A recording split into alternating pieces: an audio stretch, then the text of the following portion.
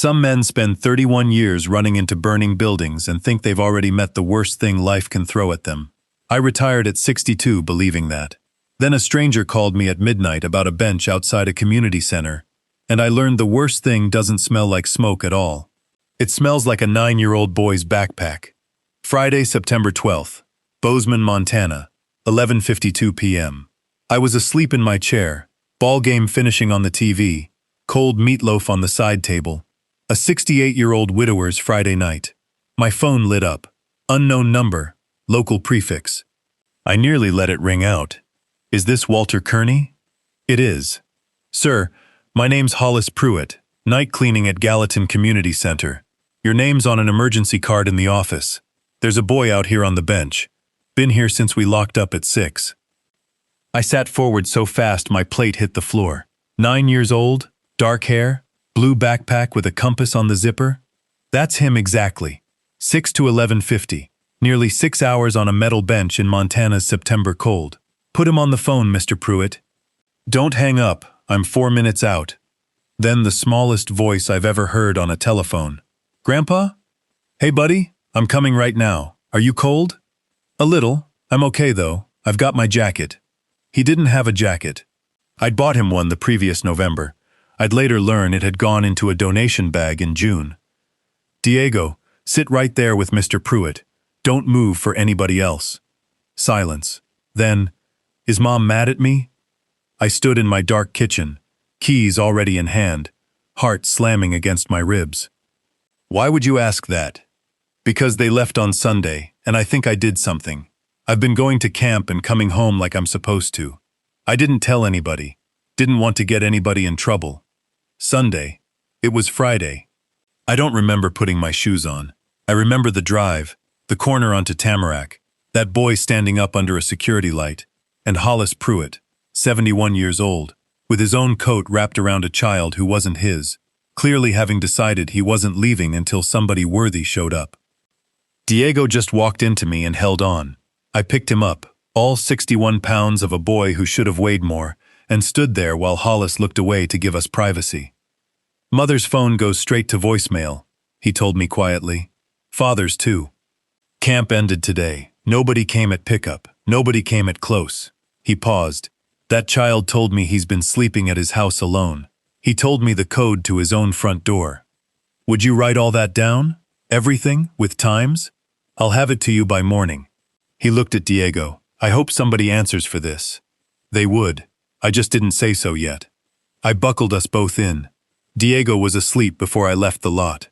At a red light on Oak and 19th, I did the thing I'd told myself not to do. I opened my daughter's page. Posted that afternoon, 4:31 p.m., Orlando.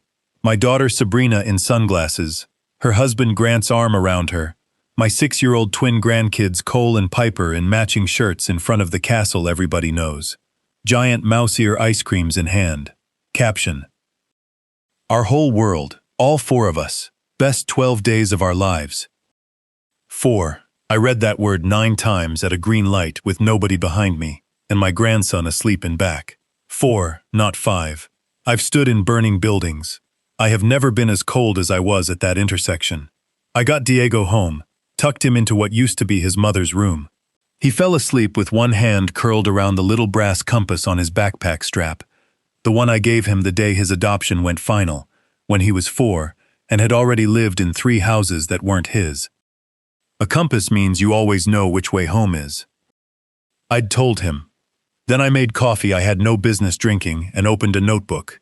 Every date, every hour, the camp's name, the custodian's number, the post's timestamp, Diego's exact words while they were still fresh. I wasn't angry.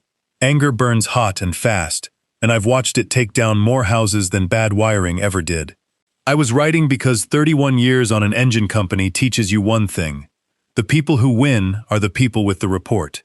At 2:40 a.m., I searched attorney, child, Bozeman. Second result, Marisol Vega, Vega family law, 19 years.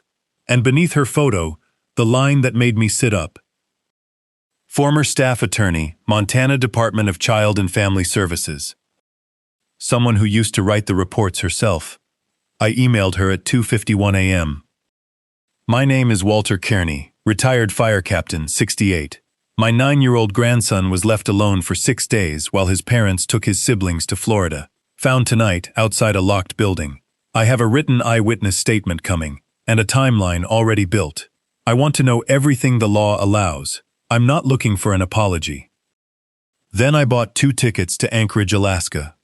If a story like this means something to you, hit subscribe, drop a like, tell me where you're listening from. I read every comment. Here's why Alaska. Diego has a paper road map taped over his bed, an actual folded map he found in my garage among my late wife's things. He colors in a state whenever he visits one. In 5 years, he'd colored exactly one, Montana. He'd lie on his stomach on my rug for an hour, pencil in hand, not coloring, just looking. At 3:20 a.m., I called my daughter, knowing she wouldn't answer, wanting exactly that, for her to wake up in a Florida resort bed and find her father's voice waiting like a letter from a lawyer. Hey, sweetheart, got Diego with me tonight. He's fine, he's asleep. Turns out he's been on his own a while. Don't cut your trip short. He and I are taking a little trip of our own. We'll talk when you're home. Saturday morning, Diego shuffled into the kitchen, hair sideways, compass in his fist. Grandpa, why are you dressed like that? Man wears a real shirt when he's flying. Flying where? Alaska. He looked at me the careful way kids look when they've been disappointed enough times to check the exits first. For real Alaska? Or pretend Alaska? That's the sentence I'll be hearing when they put me in the ground. For real, wheels up at 11. He sprinted down the hall, dragging the runner rug with him, and came back clutching the map. Can I bring this so I can color it right when we land? You can color it on the plane. Monday morning, Seward, Alaska. The lodge room had a wall of glass facing Resurrection Bay, black water, mountains dropping straight into it, fog sitting tired on the ridgeline. I drive a 22-year-old truck on principle. I nearly asked the desk clerk if there'd been a mistake. Diego stopped 4 feet inside the door and didn't move. Grandpa, is this ours? 6 days. He colored Alaska in standing up, pressing so hard the paper dimpled. Then he looked at the 2 colored states and the other 48 and said, mostly to himself, okay. Day 1, a boat into the fjords? He asked the naturalist 11 questions in 40 minutes. A humpback surfaced 60 yards off the rail and blew, and the whole deck yelled, and Diego grabbed a fistful of my coat and didn't let go until she went under again. Why'd she come up right where we were? Because she wanted to see who showed up. Day 2. A charter captain named Ike Sorensen put a rod in Diego's hands. You bring it in, you clean it. That's the deal. 9 minutes fighting a halibut. A sound out of him I'd never heard before. Then he cleaned it himself, while Ike coached him low and steady. I had to look at the water a minute. Day 3. The lodge cook, Bertie Halverson, put an apron on him and taught him sourdough pancakes with a starter older than the 2 of us combined. You keep him, she told me, dead serious. This one listens. I intended to, but here's what nobody at that lodge saw. Every night, once Diego was asleep, I stepped onto the deck, slid the door shut, and called Marisol Vega at 9 sharp, 10 her time. She picked up on the first ring, every time, no pleasantries. Night 1. What you've described isn't a bad decision, Mr. Kearney. In Montana, it has a statutory definition, neglect, not a gray area. What you have is unusually clean. A third-party eyewitness with a signed, timed statement. A public post placing both parents out of state during the window, the child's own account, which I want recorded properly, by someone trained, not by you. And a documented rescue by a mandatory reporter-adjacent third party at 11:52 at night. I'm filing the report. I'm filing an emergency ex parte petition for temporary guardianship, and I'm subpoenaing the school. I told her about a counselor's call from February. Sabrina had told me to stay in my lane. Write down that date tonight, she said, before you forget anything. Night 2, the money. You're going to want to change your will. I'll tell you how to do it so it can't be undone, and so it doesn't ruin him. An irrevocable trust, outside your estate, outside anyone's reach. But not released in full at 18, education and housing at 18 through an independent trustee, the remainder at 25. And name a successor trustee and guardian now, younger than you, because opposing counsel's first move will be your age. My niece Nadia, 41, ICU nurse in Missoula, married, 2 kids, loved that boy since day 1. Get me her number tonight. Night 3, Diego caught me on the deck. Grandpa, who are you talking to at nighttime? Grown-up business, bud. Bed. He considered this with enormous solemnity. Then can I have hot chocolate from the lobby machine? It's 9 at night. It's Alaska, though. 1 cup, then bed. I was building a legal case against my own daughter and getting negotiated with over cocoa. Night 4 hit different. At dinner, Diego set down his fork. Grandpa, can I ask something and you won't be mad? You can always ask me anything. Is it because I'm not really theirs?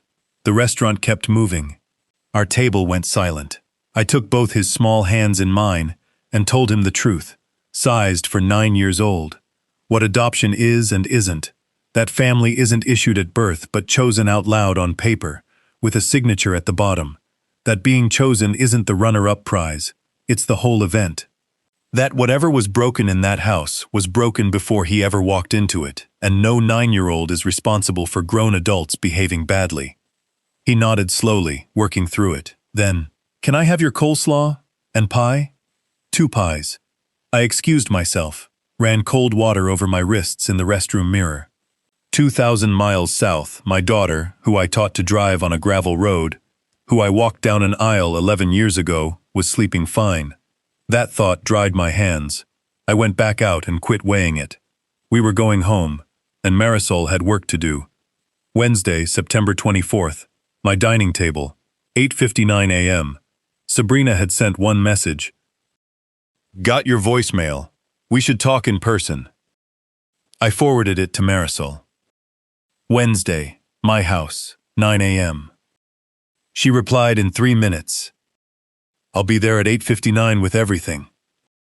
She was charcoal suit, worn briefcase, coffee without ceremony. They don't know I'm here. They think it's family talk.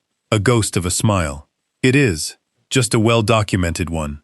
Grant walked in first, collared shirt, dressed like he'd prepared for a meeting. Sabrina behind him, arms crossed, chin loaded with an argument she'd built on the drive. Grant saw the woman at the table and stopped like his plug had been pulled. Dad, who is this? Marisol Vega, family law, 19 years. Before that, 6 years with the state on cases, exactly like this one. Sit down. Marisol slid a single sheet across. No speech. Sunday, 6:15 a.m., vehicle departs, 4 occupants per a neighbor's doorbell camera. Diego alone all week, self-transporting to camp, rationing crackers and saved lunch. Friday, camp ends, nobody arrives. 11:52 p.m., child found by night custodian Hollis Pruitt, signed statement attached. The social media post, time-stamped, placing both parents in Florida. We had arrangements, Sabrina said. Grant's cousin Tricia. Miss Whitaker states she was asked in a group text on August 30th, never confirmed, and was in Idaho the entire week. She provided that thread voluntarily. Another page slid over, Sabrina's mouth shut. We're not here to establish whether it happened, Marisol said pleasantly. It happened. We're here so you understand what's already been done. Tuesday the 16th, I filed a report with Child and Family Services, substantiated as of Monday. Wednesday the 17th, I appeared before Judge Ellery Hoskins on an emergency petition. Mr. Kearney was granted temporary guardianship that afternoon. It's been in effect 8 days. Full hearing October 9th. You'll both be served this afternoon. I'd rather you heard it here first. He's 68, Sabrina said, voice cracking. He can't. Cleared by a full physical September 22nd. 31 years public service. No record. Homeowner. No debt. And a named successor guardian, Nadia Corliss, 41, registered nurse, already consented and background checked. That boy will not be placed again. Ever. Sabrina finally looked at me. Dad. Just that. One word carrying 6 days and 18 months and 11 years. I gave her nothing. Let her carry it herself. I knew, she said, voice coming apart. The whole time. Grant said it was one trip, that Diego doesn't even like crowds, that we'd do something special with him after. I told myself that because it was easier. I packed my bag, walked past his door. He was sitting on his bed with that map, asked me what state we were going to. I told him Florida, said see you soon, bud, and I closed the door behind me. Grant turned and stared at her. She didn't look back, kept her eyes on me, wrecked, out of armor. I was furious. I was also grieving. Clean, plain grief for a girl I raised and a woman I no longer recognized. I let myself hold that 3 seconds. Then I slid my own folder across. I know you knew, Sabrina. That's the part I can't get past. Grant grabbed it, read it, went still. The house on Chestnut, the accounts, the 80 acres outside Livingston my father left me, all of it, as of Friday the 19th, sitting in an irrevocable trust for Diego. Education and housing at 18 through an independent trustee, the balance at 25, untouchable. And one line I'd insisted on, modest college accounts funded for Cole and Piper too. Sabrina looked up, confused. They're 6. None of this is theirs to carry, I said. I won't do to them what was done to him, but their grandfather is going to be very clear, for the rest of his life, about who was left on a bench. This is punitive, Grant said. No, son. Punitive would have been what I wanted at midnight on the 12th. This is just accurate. Marisol laid out terms for the October hearing. Diego stays with me. Weekly therapy paid by the trust. Supervised visitation for Sabrina 1 hour weekly. Contingent on completed counseling. No contact for Grant pending evaluation. Because in 11 years he'd never once signed a card Dad, and the school file had a February counselor's note flagging Diego's withdrawal, acknowledged by both parents in writing, never acted on. Grant walked out without a word. Sabrina paused at the door, back to me. Dad, is he okay? I let the silence sit. He will be. No thanks to you, but he will be. 6 months later, March, Bozeman. Diego lives with me permanently now. Guardianship came through in December. Judge Hoskins said from the bench he'd rarely seen a petition so thoroughly documented, and looked at me over his glasses when he said it. Diego's gained 11 pounds. He sees a therapist named Ms. Okonjo on Thursdays, whose office has a moon-shaped lamp and who lets him not talk if he doesn't feel like it, which he says is the best part, and which I suspect is exactly the point. The map hangs on his wall. Alaska's colored. Montana's colored. Idaho got colored in November when we drove to see Nadia. Wyoming got colored in February because a man doesn't need a better reason than a full tank of gas. 46 states left. We're making a dent. Sabrina comes to every supervised visit, never late. She reads to him, doesn't perform it, doesn't cry in front of him, which costs her something, I've come to understand. Her counselor told her, and she told me on the phone, that Grant had never wanted the adoption finalized, that he'd treated it as temporary, that she'd spent 11 years shrinking to fit a house he built. She filed for divorce in January, final this fall. I'm no therapist. I'm a man who used to put out fires. But I know the difference between someone performing change and someone attempting it. My daughter is attempting it, slowly, badly, some weeks. Not redemption, the road toward it.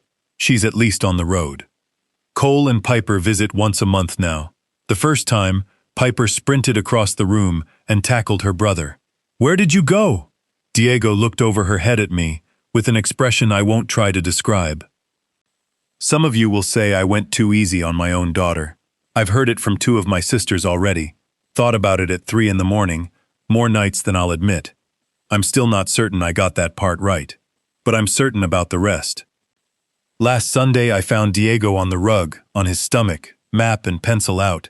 He'd drawn a small ink line out from Seward into the water, and a little shape at the end of it. What's that, bud? Where the whale came up, he said, without looking away. So I don't forget where it was. They spent $34,000 to show the world their family was a party of 4. I spent every dollar I had left, and every day I've got coming, to make sure one boy never has to wonder whether he counts again. That's the whole of it. If this one got to you, like it, subscribe, tell me where you're listening from, and what you'd have done in my chair. I read every one. Thank you for sitting with me. I'll see you on the next one.